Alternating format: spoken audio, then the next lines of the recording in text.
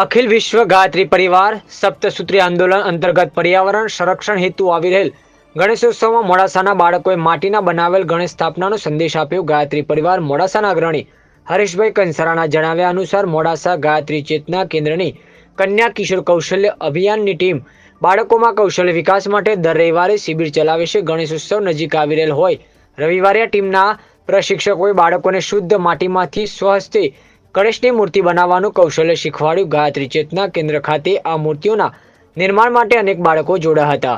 દરેક બાળકે ખૂબ ઉત્સાહથી અલગ અલગ પ્રકારની મૂર્તિઓ બનાવી જે આવી રહેલ ગણેશોત્સવ દરમિયાન પોતાના ઘરે આ શુદ્ધ માટીની મૂર્તિની સ્થાપના કરશે। સાથે સાથે પીઓપીની મૂર્તિઓની પાણી દૂષિત થતું અટકાવવા અને પર્યાવરણ બચાવવા સંદેશ માટે આયોજન કરવામાં આવ્યું હતું। કન્યા કિશોર કૌશલ્ય અભિયાન અરવલ્લી જિલ્લા સંયોજક વિલાસિનીબેન પટેલના માર્ગદર્શનમાં આયોજન કરાયું હતું। અભિયાનના પંકજભાઈ પ્રજાપતિ, હેમંતભાઈ પટેલ, ઘનશ્યામભાઈ ઉપાધ્યાય, કિરણબેન ભાવસાર, મધુબેન પ્રજાપતિ વગેરે પ્રશિક્ષકોએ બાળકોને શીખવાડવામાં ભારે જહેમત ઉઠાવી હતી। અહેવાલ કનુકરણવાળન, અરવલ્લી, મોડાસા।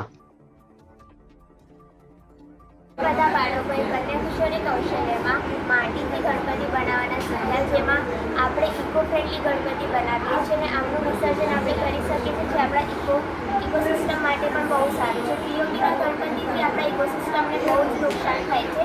તો આજે અમે અહીંયા શીખ્યું કે માટીથી ગણપતિ કઈ રીતે બનાવાય છે, તો આમ બહુ જ મજા આવી ગઈ।